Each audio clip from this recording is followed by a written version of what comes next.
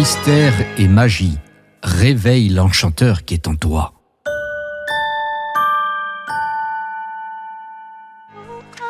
Toute l'actualité de votre radio, c'est chaque dimanche entre 13h et 14h sur Radio Fantasia. En direct sur Fantasia.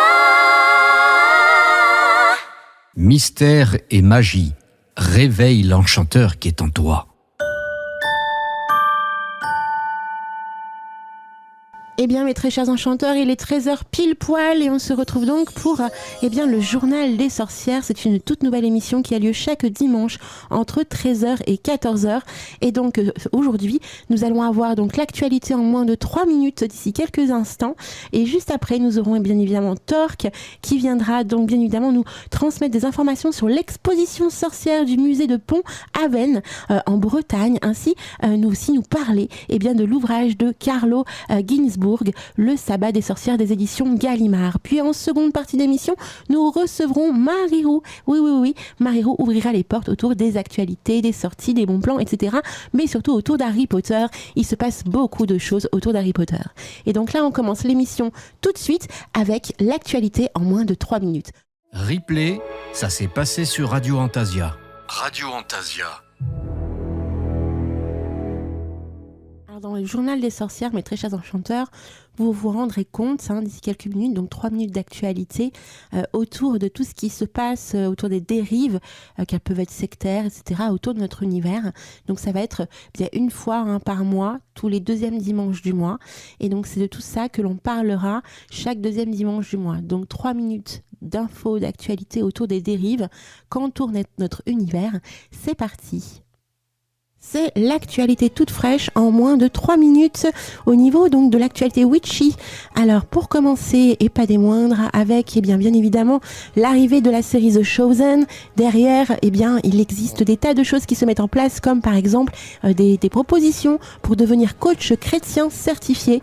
Et oui, certaines personnes s'autoproclament coach chrétien certifié et en fin de compte proposent d'accompagner les personnes en pleine croissance spirituelle pour pouvoir les aider à les coacher afin de fonder leur foi de manière sacrée.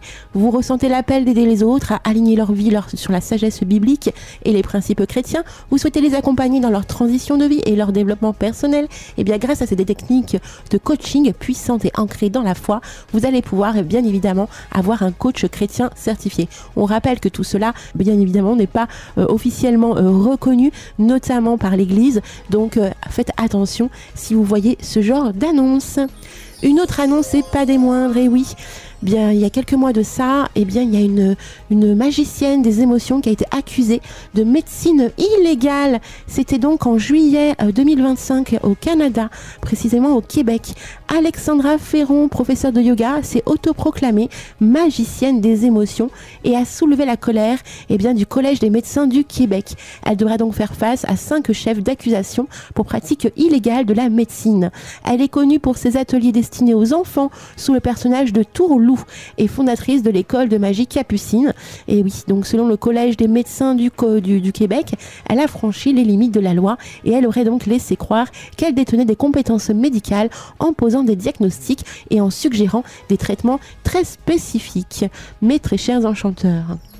Et enfin, pour l'actualité donc de cette semaine, bien évidemment, une autre annonce et pas des moindres. Un guérisseur donc a été accusé d'agression S dans les Pyrénées-Atlantiques. Donc 2 hommes ont porté plainte pour agression S.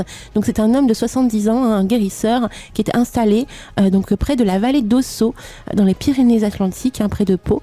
Donc il proposait bénévolement bien sûr ses services à ses clients et en fin de compte les clients pouvaient le rémunérer librement. Et le parquet de Pau a annoncé donc fin mars que 2 sportifs avaient donc porté plainte contre lui entre juin et octobre 2024 après avoir consulté ce praticien dans son cabinet pour des douleurs musculaires. Et en réalité, ce guérisseur leur aurait demandé de se déshabiller avant de toucher certaines parties intimes. Donc bien évidemment, ils ont porté plainte et il leur a aussi également conseillé de visionner des films pornographiques pour pouvoir soulager les douleurs. Donc rien que ça. Donc ce guérisseur est placé sous contrôle judiciaire et donc a été interdit d'exercer son activité. Les actus, vous les retrouverez chaque deuxième dimanche du mois dans le JT des sorcières. 3 minutes autour des actualités toutes fraîches, autour de l'actualité ESO Witch. Replay, ça s'est passé sur Radio Antasia. Radio Antasia. Toute l'actualité de votre radio. C'est chaque dimanche entre 13h et 14h. Sur Radio Fantasia. En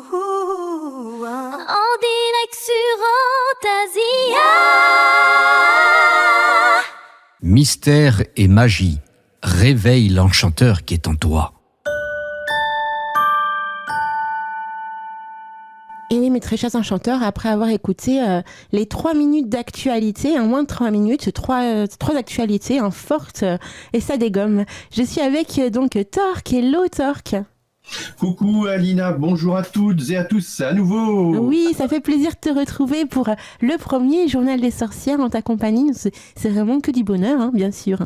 Ah bah c'est super gentil. Et puis alors juste une dédicace pour Cécile et Xavier qui nous rejoignent pour la première fois sur la radio Antasia. Oh. Donc des amis bretons, voilà, et un gros bisou à eux. Voilà, et puis à tous naturellement. On les embrasse bien fort. Chaque nouvel enchanteur, écoutez, bienvenue sur Antasia. Alors pour toi, pendant à peu près une trentaine de minutes, tu vas donc nous ouvrir les portes autour de 2 actualités assez intéressantes, même très intéressantes. Oui, Alina, donc merci aussi de créer cette cette news, ces infos tout au long de l'année. Alors en fait elles sont nombreuses. Alors je vais les faire évidemment dans un sens chronologique où là il y a une exposition qui est en cours, qui dure jusqu'au dimanche 16 novembre de cette année, naturellement, jusqu'au dimanche 16 novembre. C'est l'exposition de sorcières, fantasmes au pluriel, savoir au pluriel et liberté, en partenariat avec le musée d'Orsay, et c'est au musée de Pont-Aven, à Pont-Aven, Alina, le pays de la galette en Bretagne. Waouh. Alors, c'est vraiment une exposition dans un musée qui propose vraiment du lourd, là, puisque elle est réellement inédite. Et elle nous parle, de la représentation des sorcières dans l'art entre 1860 et 1920. Alors c'est quand même un peu particulier parce que ce qu'ils vont montrer, donc ce sont des œuvres d'art notamment qui nous proviennent entre autres du musée d'Orsay, et il y a des choses que l'on ne voit pas tous les jours, et bien sûr pour les auditeurs, je les invite à pouvoir y aller. Déjà, on a un petit peu de temps. Et puis, pour ceux qui ne peuvent pas y aller, il y a, on va voir, il y a le podcast sur... je vais vous en parler tout à l'heure. Et il y a aussi le site, naturellement, du musée. Alors, juste une chose, Alina, c'est aussi, et en parallèle, les journées du patrimoine. Donc, il ne faut pas les oublier, ces journées du patrimoine. C'est la semaine prochaine, samedi, dimanche 20 et 21 septembre. Vous avez autour de chez vous toujours beaucoup de choses à visiter. C'est ouvert. En théorie, c'est gratuit. Donc le musée là de Pont-Aven nous le propose, cette visite du musée, de l'exposition gratuitement, et sinon je crois que l'entrée publique doit être autour de 8 €. Alors quand je disais tout de suite, Alina, une exposition inédite, en fait, elle est en partenariat avec le musée d'Orsay, et il met à l'honneur donc la figure donc de la sorcière au 19e siècle. Alors on l'a tous en tête, cette sorcière au 19e, cette image, elle est laide. c'est forcément une femme, voilà. Et franchement, c'est pas top. Donc, évidemment, au cœur de notre imaginaire collectif, eh bien, les sorcières ont longtemps, évidemment, incarné l'allégorie de la vieillesse, je l'ai dit, de la mort. Et là, Alina, évidemment, du vice et du mal. Oh, c'est vilain, hein. C'est pas top. C'est excellent. Donc, elles sont évidemment associées au 19e siècle au surnaturel. Mais comme on l'entend à l'époque, c'est ça en fait. Aujourd'hui, on se dit ah ouais, le surnaturel. Mais non, non, non. C'est d'un autre surnaturel dont on parle au 19e. À la nature, bien sûr, à ce qui fait peur, surtout, et que l'on ne maîtrise absolument pas. Alors, c'est en 1862. Cette date marque une rupture avec la publication de La sorcière de l'historien Jules Michelet. Alors Jules Michelet, on peut... certains vont dire ah ouais mais Michelet c'est un peu vieillot, etc. Oui oui oui, mais cependant quand même notre Jules Michelet, lui, il va en fait il va définir en fin de compte alors juste un petit peu avant qu'il ne publie La sorcière, il définissait la sorcellerie comme la reprise de l'orgie païenne par le peuple. Alors, c'est un peu fort. Donc, en fait, notre Jules Michelet, lui, il est né en fait pendant la Révolution française et il meurt le 9 février 1874 à Hyères. Et c'est le fameux historien français, qui aujourd'hui est un petit peu décrié parce que évidemment il y a de nouvelles sources qui abondent et Michelet, il en aura fait peut-être un petit peu, à sa sauce. Mais ce sacré bonhomme, ce sacré historien, dans cet ouvrage La sorcière, eh bien, il considère au contraire la sorcellerie comme la révolte populaire et naïve de la nature humaine contre les épouvantes et les oppressions du Moyen-Âge. Alors ça, on pourrait évidemment en parler longuement. En fait, il voit une première manifestation moderne de cet esprit de la nature qui avait enfanté le paganisme grec et qui devait produire la fameuse dite Renaissance dont on a entendu des explications tout à l'heure sur l'antenne. Mais en fait, c'est lui qui va réhabiliter en fin de compte l'esprit du féminisme. Et oui, ça part déjà de lui grâce à cet ouvrage.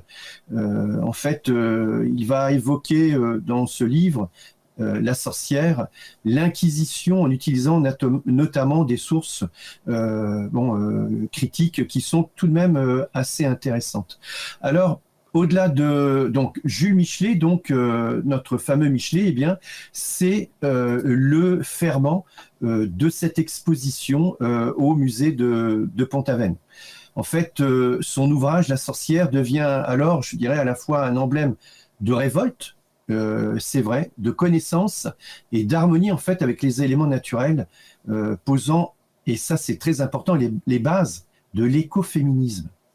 Et c'est ce que cette exposition inédite veut en fait nous montrer en partant de Michelet, de ses bases de l'écoféminisme, et bien de dire que cette représentation des sorcières, donc des femmes dans l'art entre 1860 et 1920, eh bien ça décoiffe. Hein. Moi, je veux juste vous rappeler une aquarelle d'Eugène Grasset, G-R-A-2-S-E-T, qui s'appelle « Trois femmes et trois loups », vers 1892, où vous voyez, Alina, c'est extraordinaire, monstrueux, où l'on voit trois sorcières dont le visage d'une, mais qui est maléfique au possible.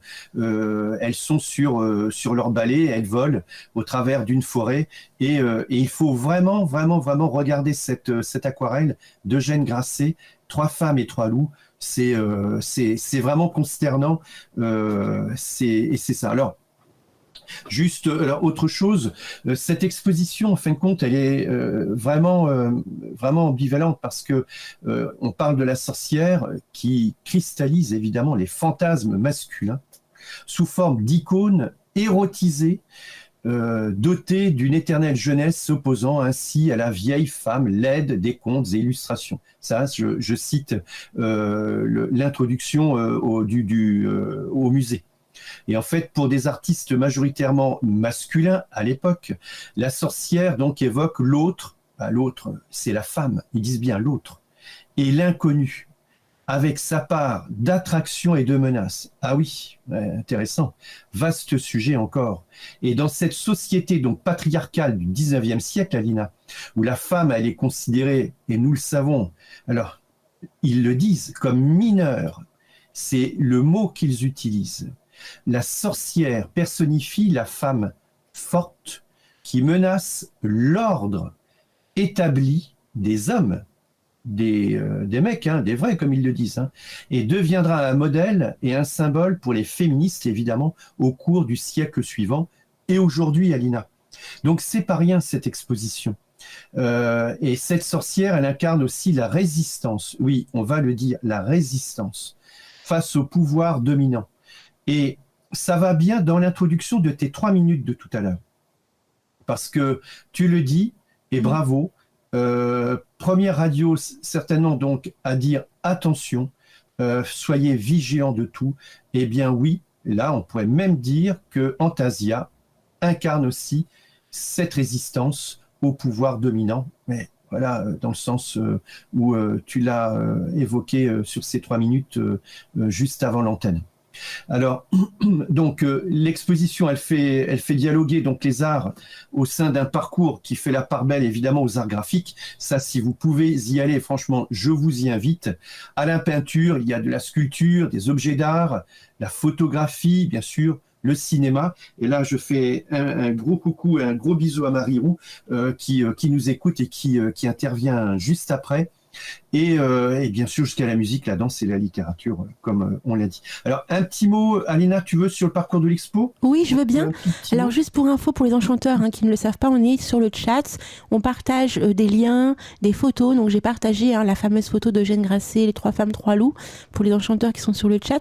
Il y a également sur scribe.com un document relié justement à ce sujet, 3 femmes et 3 loups.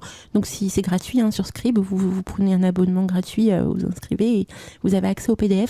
Et donc, vous pouvez avoir des informations complémentaires par rapport à ce qu'explique Torque aujourd'hui dans le live. Alors, le parcours, il est génial. Franchement, il y a 3 grandes sections qui forment un cercle pour celui ou celle qui peut y aller. Et en fait, la première section rejoint la dernière, c'est la nuit, le corps et le savoir. Ça me fait penser toujours à Jeanne Favre-Saada, les mots, la mort, les corps. Et bon, ça, c'est encore une autre chose. Donc, les 3 grandes sections vont s'articuler sur la notion de transgression et de désir. Wow. Donc, tout d'abord, il y a le feu de la nuit, il y a le feu au corps. Alors là, il parle bien du corps féminin, territoire de l'immensité du désir, de la sexualité qui fascine et qui effraie, aussi le support des fantasmes au 19e siècle. Le feu du savoir, qui elle, donc c'est une source de la peur de la sorcière, de ce qu'elle inspire en fin de compte, c'est-à-dire un savoir à la fois occulte et organique, une communication avec l'invisible et une connaissance de la nature qui leur donne un pouvoir de vie et de mort sur les naissances et les récoltes. Bon.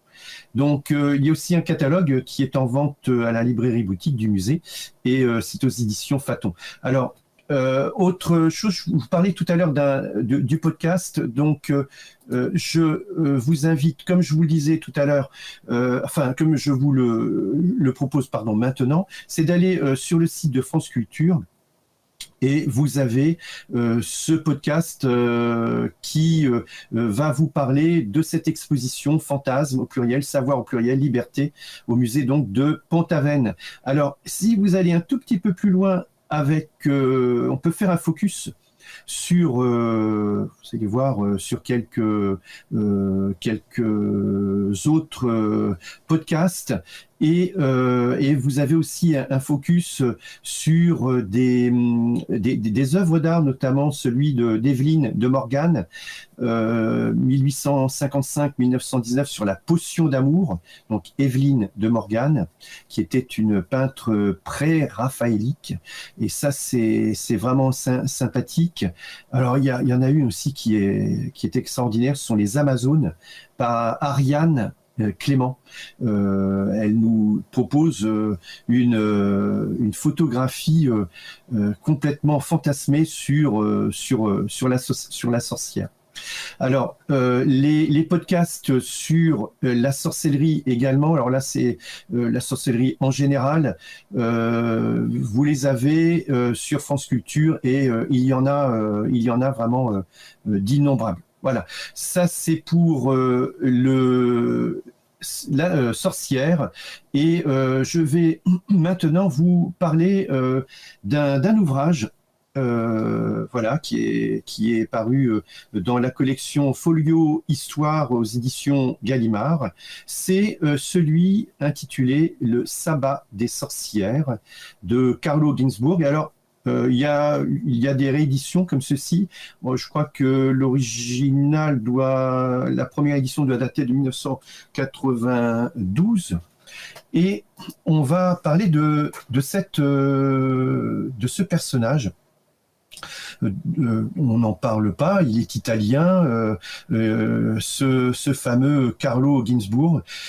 Il est le fils donc d'une romancière italienne qui est une traductrice de Proust, c'est Natalia Ginzburg, et d'un professeur de littérature, donc son papa. Et notre fameux Carlo a été donc professeur d'histoire, il a aujourd'hui 86 ans. Professeur d'histoire moderne à l'université de Bologne, et puis il a surtout aussi enseigné à l'université de Californie aux États-Unis. Et en fait, ce monsieur a rédigé vraiment d'innombrables choses. Il s'est énormément intéressé, on en parle peu parce que bon, peut-être peu connu, intéressé à la sorcellerie et surtout à sa répression, à la fin du Moyen-Âge. Mais ce personnage est vraiment particulier parce que c'est sa démarche qui nous intéresse. Ses écrits portent en faveur, en fin de compte, de la réalité historique. Et c'est ce que tu fais aussi, Alina, avec toutes ces personnes qui interviennent, où, avec beaucoup de sérieux, on va parler des choses de l'histoire, parce que comme tu le disais, tu le dis toujours, et tu le dis et tu le répètes encore ce matin, avec l'histoire qui est à réécrire, hein, tout n'est pas fixé, et heureusement, il faut s'enrichir en fin de compte de choses, de lecture juste, on va dire. Et là, ce Ginzburg, en fait, ce Carlo, lui, il vise la réalité historique dans la visée du témoignage. Et en fin de compte, son angle d'attaque, en fin de compte, c'est l'histoire. Alors on l'appelle la micro-histoire ou l'histoire microscopique. Et en fait, c'est-à-dire que l'on va aller au plus près de la vérité et des faits. C'est pour ça que je vous propose aujourd'hui ce personnage, cet ouvrage. Il y en a d'autres, et pas des moindres. Il y en a un qui s'appelle Les batailles, au pluriel, donc évidemment nocturnes. Et en fin de compte, le sous-titre est Accrochons-nous, Alina, sorcellerie et rituels agraires en Frioul, 16e et 17e siècle. Alors, il ne faut pas que ça vous fasse peur, parce que franchement, ça se lit, mais alors, c'est tout simplement extraordinaire. Si un jour on a l'occasion de parler des rituels agraires, évidemment, c'est essentiel pour comprendre ce qu'est la sorcellerie au fil des millénaires. Et je vous assure que une lecture donc de ce personnage Carlo donc Ginzburg, eh bien c'est vraiment chouette. Je sais pas, est-ce que tu veux juste une lecture d'un tout petit passage dans Bah sa oui. conclusion? Oui, avec grand plaisir. Un tout petit mot. Puis après, je vous dirai, je vous donnerai une autre news. Donc, je cite: nous étions partis d'un événement, l'émergence dans les Alpes occidentales au cours de la seconde moitié du XIVe siècle de l'image du sabbat. La tentative d'en déchiffrer les composantes folkloriques nous a conduits très loin, dans l'espace comme dans le temps. Mais c'était la seule manière qui permettait de montrer qu'une partie importante de notre patrimoine culturel provient, à travers des intermédiaires qui en grande partie nous échappent, des chasseurs sibériens, des chamans de l'Asie septentrionale et centrale, des nomades des steppes. Sans cette lente sédimentation, l'image du sabbat n'aurait pas pu apparaître. Des croyances et des pratiques chamaniques peuvent se rencontrer également dans la région alpine. Nous avons déjà parlé de la déesse qui ressuscite les animaux et des batailles rituelles pour la fertilité que livraient les Punchkiardur des Grisons. Les témoignages recueillis par les ethnologues au cours du siècle passé et pendant le nôtre montrent que dans les vallées vaudoises du Piémont circulaient déjà non seulement les histoires de loups-garous, de fées et de processions des morts, mais également des variantes de la légende du roi Guntram rapportée par Paul Diacre. L'insecte, papillon, frelon, tan ou autre, qui entre dans la bouche d'une personne inanimée et la ramène à la vie, est un trait chamanique, vraisemblablement très ancien. Bon, et ainsi de suite. Tu vois, Lina? Donc, il nous parle en fin de compte de ces traits d'histoire vraiment micro. C'est vraiment de la micro-histoire. Hein. Il nous parle du chamanisme dans la micro-histoire. Et ça, vraiment, je vous incite à le lire et puis peut-être un jour, peut-être à en discuter ensemble. Voilà, ça ce serait pas mal. Voilà, ça c'est pour ceci. On a encore 2 minutes. Je peux te donner un autre. En tout cas, c'était très très beau, hein, Torque, hein, vraiment. Merci pour le partage. Ouais, merci. Et franchement, c'est super chouette et moi j'aimerais là juste vous donner une petite information sur un site qui s'appelle La Rose Rouge, je sais pas, de Tony Bontempi. Je sais pas si tu connais, Alina. Non, pas du tout. Alors c'est la librairie ambulante de Tony Bontempi, qui est un libraire. Voilà, c'est un excellent libraire qui habite sur Cuisa. Et en fait, il a un site vraiment génial de régionalisme, de sciences, arts, hermétisme, ufologie, religion et autres langues. Et il envoie pour celui qui s'y abonne donc une lettre d'info, et là donc c'est celle du mois de septembre, où il donne des pistes de recherche de livres nouveaux. Alors je tâcherai de le faire, alors soit de parler de lui ou d'autres, naturellement, d'autres libraires qui nous proposent en fin de compte ce qu'ils ont lu et ce qu'ils ont découvert sur les thèmes que nous aimons tous sur la radio. Alors là, par exemple, il nous propose un ouvrage c'est son coup de cœur, voilà, c'est notre coup de cœur, un livre de Michel Le Barillec, Le Roi et le Graal, qui est qui était vraiment le roi Arthur, point d'interrogation. Et donc cet auteur, Michel Le Bariec, eh bien, va poursuivre ses recherches, et il en a quand même fait beaucoup, parce qu'il a parlé de Rennes-le-Château, Alina, ou du trésor des Visigoths au secret de la Bessonnière. Et en fait, il va faire un rappel frappant entre les légendes du Graal et l'histoire du peuple visigothique. Donc, et si, voilà, historiquement parlant, la geste arthurienne n'était située ni en Bretagne, ni en Grande-Bretagne, oula, attention, là, ça va chauffer, mais dans le sud de la France, bah, écoute, pourquoi pas, et dans le nord de l'Espagne, point d'interrogation, naturellement. Donc la question est posée, et l'étude de Michel Le Bariec est vraiment troublante. Et puis, bah, écoute, il apporte ses arguments, donc c'est frais et c'est sympathique. Donc voilà pour un petit mot sur la librairie ambulante. Et j'aime beaucoup parce que c'est un libraire qui bouge, librairie ambulante, voilà, bouge beaucoup, et il le fait comme on le faisait autrefois, et il nous apporte voilà, ces coups de cœur qui sont toujours très sympathiques. Voilou. Il a même un site officiel, hein, donc après t'avoir écouté, j'ai regardé. C'est librairielaroserouge.fr. On donnera les liens, hein, si vous écoutez l'émission en vidéo replay dans l'onglet description de la vidéo. Et puis pareil, si vous êtes sur le chat, il y a déjà tous les liens. Donc librairielaroserouge.fr. Et pareil, hein, pour l'actualité, sorcière, fantasme, savoir, liberté, vous avez également le lien musée.pontaven.fr.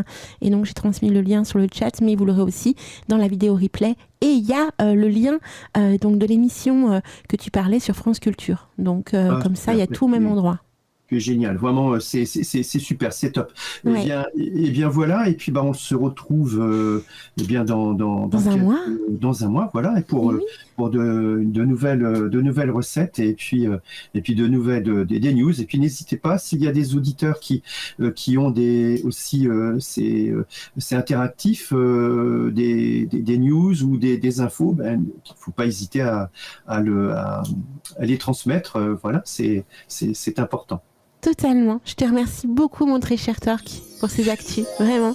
Oui, je vous embrasse vraiment tous très fort, Alina. Je t'embrasse très fort. Je vous embrasse tous, la team, et puis tous les auditeurs.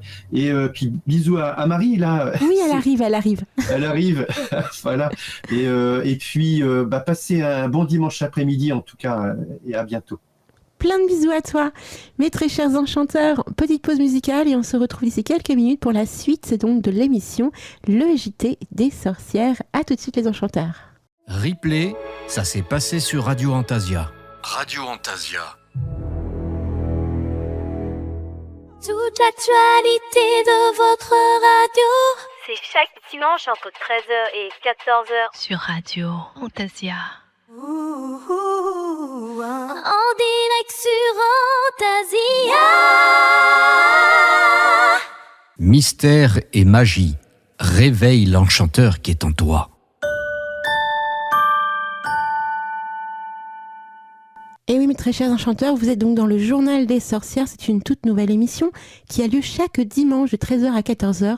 Et je suis entourée à chaque fois de chroniqueurs de la chouette équipe, très différents, avec des actus très différentes. Et là, eh bien, c'est l'actualité autour d'Harry Potter avec notre merveilleuse Marie-Roux. Coucou Marie-Roux. Ça y est, tu m'entends bien ? Je t'entends, mais vas-y, parle. Alors, je sais plus quoi vous dire. Est-ce qu'on m'entend rire ? Oui, on t'entend.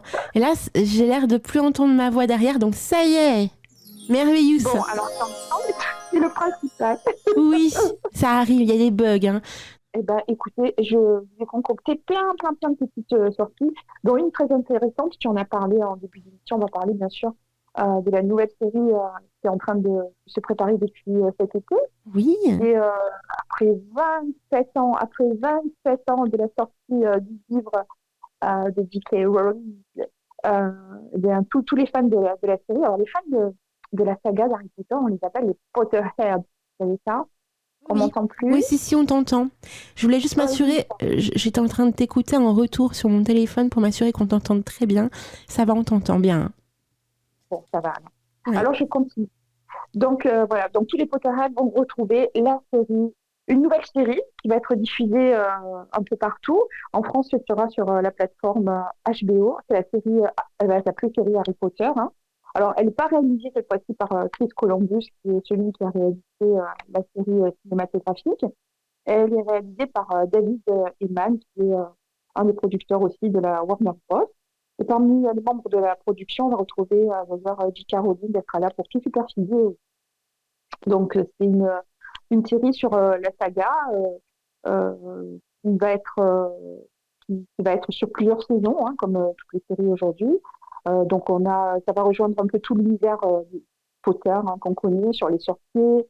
On va retrouver aussi pas mal sur la saga des animaux fantastiques, c'est des univers un peu croisés comme ça, mais quand même, ça reste très, très basé sur les huit romans de Caroline, hein. Donc, on va retrouver aussi l'école Poudlard. On va retrouver tout l'univers que tous les fans connaissent très, très bien et ça me fait vraiment très, très, très plaisir. Alors, on va retrouver surtout, Marie-Roux, ce que les Potterheads aiment le plus, c'est les livres, et de ce que j'ai pu percevoir. Et on va retrouver... Voilà. C'est exactement la même que celle Voilà. du film. Donc, il y a toujours l'adaptation des 7 livres originaux de la saga. Oui. Donc, comme les fantômes qu'on n'a pas vus dans les films, hein, Peeves, hein, l'esprit frappeur, il y en a des tas d'autres. Et c'est vrai. Il y a beaucoup d'autres choses que dans la saga cinématographique, on n'avait pas pu creuser. Parce que justement, on n'avait que 8 films et puis ça ne suffisait pas. Et là, ça va être plus creusé, ça va être plus. On va avoir plus de détails, quoi. Mais c'est vraiment. C'est vraiment calqué sur les livres cette fois-ci. C'est plus compréhensible aussi, puisque c'est une série avec plusieurs saisons. Donc, tous les projets scénarisés, quoi, on va dire, ils peuvent être beaucoup plus aboutis qu'au cinéma, en fin de compte. Et on peut faire confiance aussi aux effets spéciaux. Et la Warner Bros, mais le paquet là-dessus, pardon. Donc, ça va être vraiment quelque chose d'enchanteur, hein. Au niveau casting, on va retrouver, alors, apparemment, je dis bien apparemment, en tout cas pour un des acteurs les plus connus là-dedans, c'était Cillian Murphy. On l'a vu notamment dans la série The Peaky Blinders et le film Oppenheimer. Voilà, cet acteur-là, l'acteur irlandais. Alors, lui, il tiendrait le rôle de Lord Voldemort. Alors, pour l'instant, voilà, ça, c'est à confirmer. Après, ce qui est sûr, c'est qu'on va retrouver plein de jeunes acteurs. Il n'y aura pratiquement aucun acteur de la saga cinématographique, hein. Donc, on ne retrouve pas Daniel Radcliffe, on ne retrouve pas Emma Watson et on ne retrouve pas Rupert Grint, le Weasley, Ron Weasley. Et on ne retrouve pas non plus des professeurs, voilà. Bon, mais entre-temps, il y en a pas mal qui sont décédés aussi quand même, hein, pour les plus âgés. Donc, on va trouver pas mal de nouveaux acteurs, et notamment les très jeunes acteurs, hein, qui vont remplacer Harry Potter, Hermione Granger et Ron Weasley, qui vont interpréter ces rôles-là. Donc, ils sont tous nés entre 2013 et 2016, donc ils sont vraiment très très jeunes. Dans le rôle d'Harry Potter, on va retrouver un tout petit jeune homme qui s'appelle Dominic McLaughlin. Il a déjà joué dans quelques films, donc ils ne sont pas trop connus, c'est tous des acteurs britanniques. Donc, il a une petite expérience du cinéma. Annabella Stanton, qui jouera le rôle de Hermione Granger, et Alistair Scott pour le rôle de Ron Weasley. Voilà, eux aussi, ils ont des petites dans leur CV déjà, hein, ils ont déjà joué dans des scènes de théâtre, ils ont déjà joué dans des séries ou dans des petits films, ils ont eu tous ces rôles. Le plus jeune acteur, ce sera celui qui interprète Drago Malfoy, il a 10 ans, il s'appelle Locke Spratt. Voilà. Pour le professeur Rogue, c'est un acteur qui s'appelle, j'espère que je ne vais pas trop écorcher son nom, Paita You. On l'a vu dans Black Mirror et dans You. Voilà.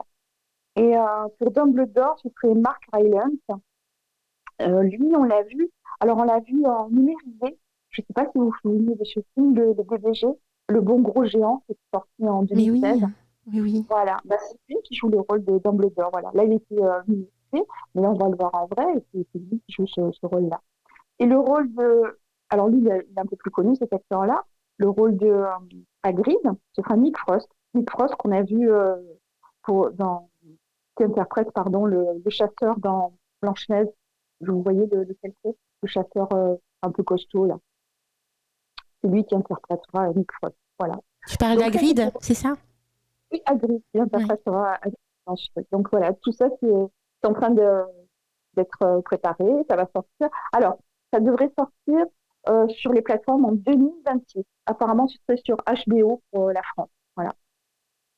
C'est une super Voilà, c'est ce qu'il a plateforme. fait. Ouais, HBO. Oui, je sais pas, Game of franchement, Thrones. Game of Thrones. Hein, je veux dire, c'est du lourd. Ouais. Et puis, puisque je suis sur les plateformes, donc ça, c'était pour voilà, ce qui est en cours sur l'actu autour de Harry Potter. Et puisque je suis sur tout ce qui sort un petit peu sur une nouvelle série sorcière, série un peu fantastique, un peu dans notre univers, on a une très très jolie série qui est sortie il y a quelques semaines, quelques mois peut-être hein, quand même. Ça s'appelle A Discovery of Witches sur Netflix. Je ne sais pas si vous en avez entendu parler. Ah oui, j'ai adoré.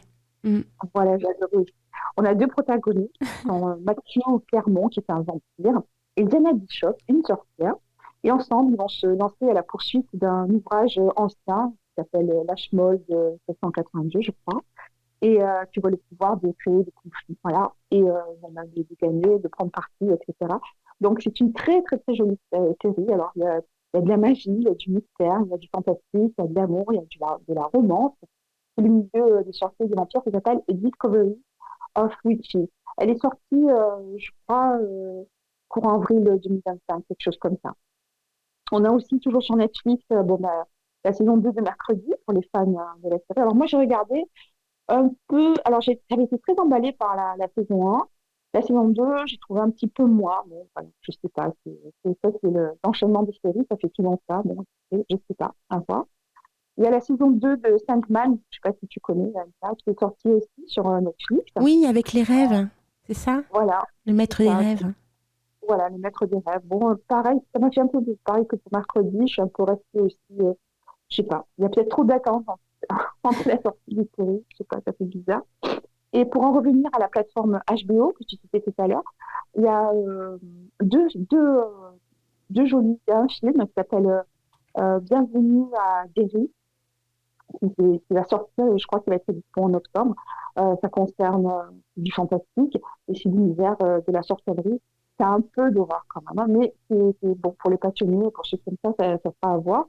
Et une très jolie série qui est, je ne sais pas si vous connaissez l'auteur Anne Rice, pardon. C'est elle qui a écrit Entretien pour un vampire. Elle avait beaucoup écrit sur les vampires. Elle a fait plein de livres là-dessus. Et elle a continué dans l'univers de la magie, donc de la sorcellerie aussi. Et là, il y a une série qui est adaptée d'une de ces sagas, qui est la saga Mayfair.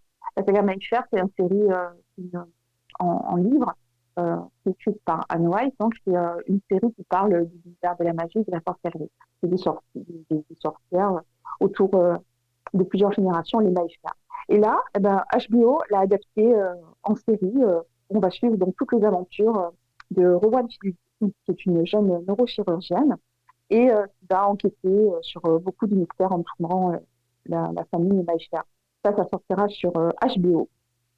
D'accord. Donc, c'est une on a le film The Craft qui sort sur Prime aussi, voilà, pour ceux qui ça intéresse. C'est très, très, très intéressant. J'aime bien ce truc-là. Voilà. Ça, c'est pour les sorties cinématographiques et un peu sur les plateformes, ce que vous ne verrez pas ailleurs, je ne sais pas. Et ensuite, j'aimerais vous parler aussi de quelques petites sorties au niveau des livres, un peu dans les romans surtout. C'est des livres thématiques autour de notre univers, c'est qui nous affectionnons beaucoup. Alors, j'ai quelques petits coups de cœur pour 3 ou 4 petits romans. Il y en a un, c'est le premier qui s'appelle Les Cris Soleil. L'auteur, c'est Siècle, alors, ça s'appelle comme ça, il a choisi ce nom-là, Siècle Valban, et l'illustratrice, et Elsa Roman. C'est très, très, très joli, c'est français. Il parle, alors c'est une fresque fantaisie, hein, qui est directement inspirée du mythe d'Akhénaton. Donc ça parle d'humanité, d'espoir, même dans la plus obscure des vies. C'est dans un monde envahi par le froid et les ténèbres. Et il y a un personnage qui s'appelle Phare, Et lui, il est adopté par une secte, qui est la secte du féminisme, juste parce qu'il a le pouvoir de dispenser de la chaleur. Voilà. Euh, c'est assez bizarre, mais c'est comme ça. On est vraiment transporté très très vite dans cet univers-là, hein. Alors, il est adopté enfant, et puis il va rester un peu esclave de cette secte. Il va s'épuiser par cette dure vie de labeur pour réchauffer toutes les personnes qui l'entourent. Et il y a d'autres personnages qui vont venir aider ce jeune homme, Nour et Odanai, voilà, Odanai, je ne sais pas comment on dit. Ils vont tous partir en quête d'une nouvelle vie en cherchant dans ce monde froid et très obscur le soleil. Donc, pour repartir à la recherche de la lumière. Donc, bien sûr, c'est aussi un voyage intérieur, et voilà, une quête. Hein, c'est un peu, on part à la recherche d'un Graal comme ça. C'est vraiment très poétique, très mignon. Voilà, c'est pas mal. Ça apporte pas mal d'espoir, et surtout actuellement, je trouve qu'on a pas mal besoin. Ensuite, mon deuxième petit coup de cœur, c'est Le Grimoire perdu des sorcières. Alors, c'est une auteure britannique. Elle s'appelle Morgan Ryan, aux éditions Hauteville. Euh, Là, on est au Royaume-Uni pendant la Seconde Guerre mondiale, en 1940. Et la communauté des sorcières, elle est cachée, elle subit, comme tout le monde, les ravages de la guerre. L'Académie des sorcières des Sud-Britanniques décide de venir en aide à Churchill. Et sa mission, ça va être de retrouver un grimoire qui s'appelle le Grimorium Bellum, pardon. Et donc, l'Académie des sorcières britanniques va envoyer en France une jeune sorcière qui s'appelle Lydia Polk pour essayer de retrouver ce Grimorium Bellum qui est en train d'être recherché aussi par Hitler. Voilà.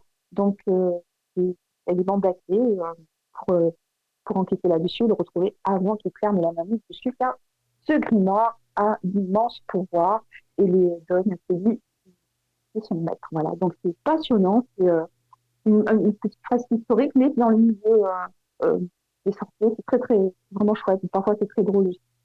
En tout cas, je me suis permise de partager le lien pour le grimoire perdu des sorcières. La couverture du livre est magnifique, hein. Vraiment, voilà. Ça donne envie. Hein. Ah oui, franchement, oui. Ensuite, le troisième petit coup de cœur que j'ai eu, c'est Le mystère de Byton Cove, qui est écrit par Laetitia Sivi aux éditions Autélion. Autélion, ça se dit Antélion. Je crois que c'est Antélion, pardon. Le mystère de Byton Cove, B-Y-T-O-N, Cove, T-O-V-E. Voilà. Byton Cove, c'est une petite ville qui se trouve aux États-Unis. Ce serait la ville la plus hantée des États-Unis. Dans ces bois, il y a des fantômes, des sorcières. Et on a une héroïne qui est une étudiante française qui est arrivée d'aller étudier là-bas parce que tout ce mystère entourant Byton Cove, là, il se trouve qu'en plus, sa grand-mère était originaire. Et avant de décider, sa grand-mère lui confie un bijou, un médaillon, pardon, voilà. Elle lui confie un médaillon qui doit être posé sur la tombe d'une des habitantes de Byton Cove. Donc, on va retrouver notre héroïne française là-bas et voilà, elle va enquêter, elle va faire connaissance de ce monde-là. Et voilà, c'est toute une découverte de la magie pour elle. Du fantastique, et puis bien sûr, il y a beaucoup de fantômes. Enfin bon, ça tombe très très bien avec tout ce qui nous attend sur Wayne. Donc c'est pas mal, voilà, j'ai trouvé ce livre très très intéressant. Waouh! Ça, c'est pour les sorties livresses, voilà, on va dire ça comme ça. Et puis pour finir, j'aimerais vous conseiller quelques petits événements, un petit festival. C'est le festival des sorcières, pardon, du 27 septembre au 28 septembre, qui se déroule, alors je vais peut-être mal le prononcer, désolé les amis d'Alsace, à Bruchweiler, je ne sais pas si ça se prononce comme ça s'écrit B-O-8-V-I-L-L-E-S. Il y a des Alsaciens parmi les auditeurs qui me corrigent, parce que je ne sais pas comment ça se prononce. C'est à 33 km de Strasbourg. Voilà, c'est la deuxième édition de ce festival, avec un immense marché médiéval, des spectacles de rue, des ateliers interactifs. Il y a la restauration à thème aussi au sein du marché. Il y aura des conférences. Par exemple, une des conférences qui va être donnée, ça s'appelle de la sorcellerie de la Renaissance jusqu'à aujourd'hui. Et puis, les soignants au Moyen-Âge, une autre des conférences, par exemple. Il y a des combats d'épée, des tirs à l'arc, des tonneliers, des ateliers, notamment un très, très joli atelier de fabrication de grimoires, voilà, sera sur place, et des spectacles itinérants. Donc, ça promet d'être très intéressant. Ça se passe à Brooksweiler, voilà, débrouillez-vous avec ça. C'est en Alsace, pour le week-end du 27 au 28 septembre. On a aussi un autre événement qui est à Paris, qui s'appelle le Paris des sorcières. Je ne sais pas si vous en avez entendu parler. Ah non. C'est très très intéressant. Ça s'est fait depuis le 31 mai et là ça va prendre fin le 12 octobre. Ça se fait tous les vendredis, samedis et dimanches. Donc là, on va citer à la fin de cet itinéraire. C'est un itinéraire qui est proposé en fait dans les marais, dans les marais insolites. On va découvrir par exemple des noms comme ça de soignantes de l'époque ou qui étaient comparées à des sorcières, par exemple Jeanne Lacordelière, qui pouvait trouver n'importe quel objet perdu ou volé, des grands noms des vitesses de bonne aventure, des cartomanciennes et des simples aussi juteuses de sorts, quoi. On va déambuler dans ces rues-là et on est guidé et on est dans le vieux Paris à travers cette architecture un petit peu atypique et dans des lieux qui sont tenus secrets et pas tellement connus tant que ça, pourtant dans les marais. Alors, il y a plusieurs petites sessions. Il y en a une le vendredi 26 septembre. Ça, c'est des nocturnes. On les fait à partir de 19h. Et il y en aura une autre le dimanche 12 octobre. Et ça, c'est donc en journée. À partir de 14h30. C'est 18 € par personne. Et en fait, si vous voulez plus de renseignements, il faut aller sur le site Sous les pavés, le Paris des sorcières. Et j'ai une mail. Alors, j'espère que l'adresse est bonne aussi parce que je l'ai cliqué sur le site. C'est contact@sous-les-pavé.com. Voilà. Sinon, allez sur le site. Ils ont aussi une page Facebook. D'accord. Bon, de toute façon, on transmettra tout. Si vous écoutez l'émission en vidéo replay sur notre chaîne Antasia TV, on mettra tous les liens dans l'onglet description de la vidéo. Alors, autre info, je ne sais pas si tu le savais, Marie-Roux, mais Trolls et Légendes, bien sûr, le festival Trolls et Légendes revient pour 2026, les 3 et 5 avril 2026. Et là, actuellement, jusqu'au 15 octobre, eh bien, si vous êtes artisan, food truck, maison d'édition, auteur, illustrateur, voilà, tout autour de l'univers de la fantasy et du médiéval, eh bien, vous pouvez effectivement poser votre candidature pour avoir un stand. Donc, à faire avant le 15 octobre sur leur site officiel Trolls et Légendes, donc troll avec un S et légende avec un S.be. Donc, si ça vous intéresse, marché féerique, stand, tout ça, ça peut être sympathique de demander à participer. Oui, et j'ai encore 2 petits événements, et puis voilà. Il y a un événement à Villeneuve d'Ascq, dans le Nord. C'est la 6e fête de la sorcière pour le week-end du 11 et du 12 octobre au musée de plein air de Villeneuve d'Ascq. Voilà, pareil, il y a un marché, il y a des ateliers, il y a plein d'animations, c'est très très intéressant. Et le dernier petit événement, on en reparlera aussi dans les prochaines dans nos prochaines émissions sur l'actu, parce qu'il y a beaucoup d'événements en préparation aussi des Showings, beaucoup de marchés, beaucoup de fêtes, etc. Donc on reverra ça.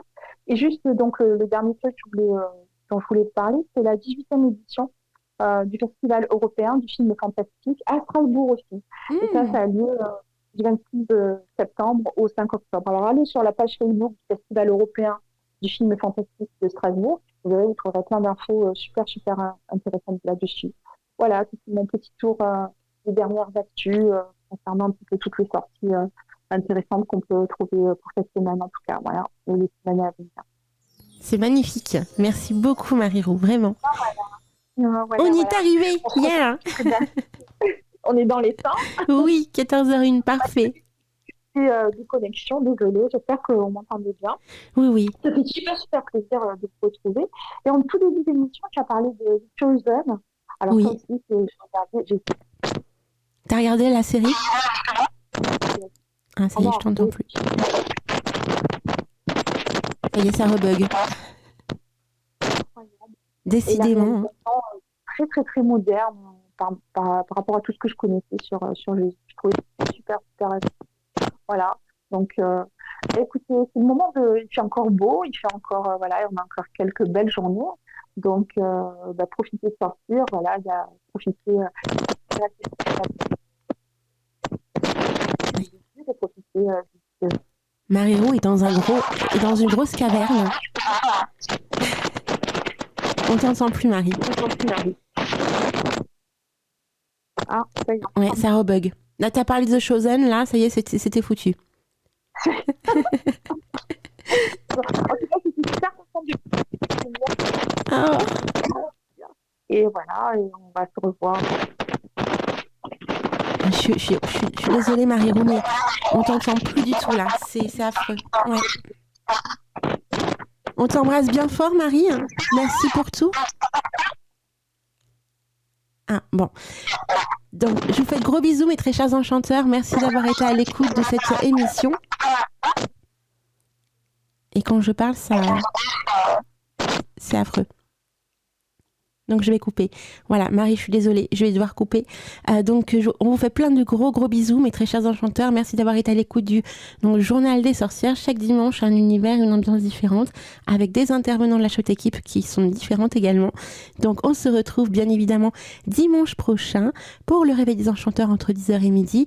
Et l'actualité, bien sûr, et The Witch, entre 13h et 14h.